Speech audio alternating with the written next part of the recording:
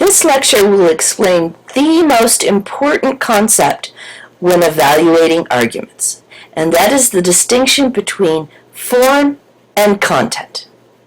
So all arguments have two different aspects that must be evaluated separately: form and content. So when we're evaluating form, the evaluation of the form of an argument asks whether the conclusion follows from the premises. So it's about assuming for the moment that the premises are true. Does the conclusion follow from these premises? Would the conclusion also be true if the premises are true? After we have evaluated the form of the argument, we then go on to evaluate the content of the argument. And the evaluation of the content of an argument asks whether all of the premises are in fact true. Evaluating form is going to be somewhat easier. We will have very definite tools for evaluating the form of different kinds of arguments.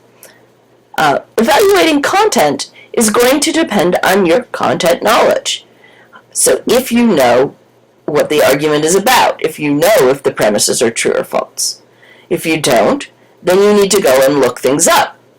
That's what the internet is for. And if at the end of the day you can't determine absolutely whether they're true or false, you can at least say whether you think they're true or false and why. This is all part of being a critical thinker and reader.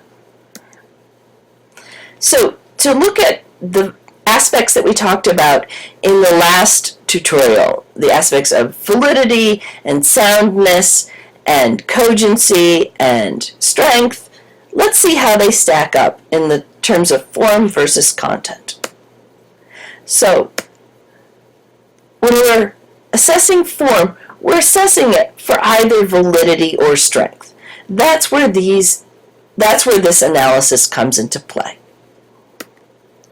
So validity applies to what kinds of arguments? It applies to deductive arguments.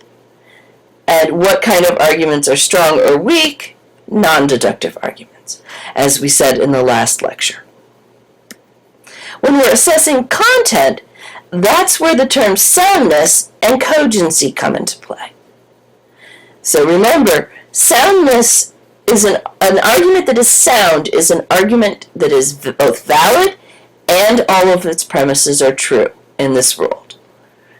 Likewise, an argument that is cogent is an argument that is strong and all of its premises are true in this world.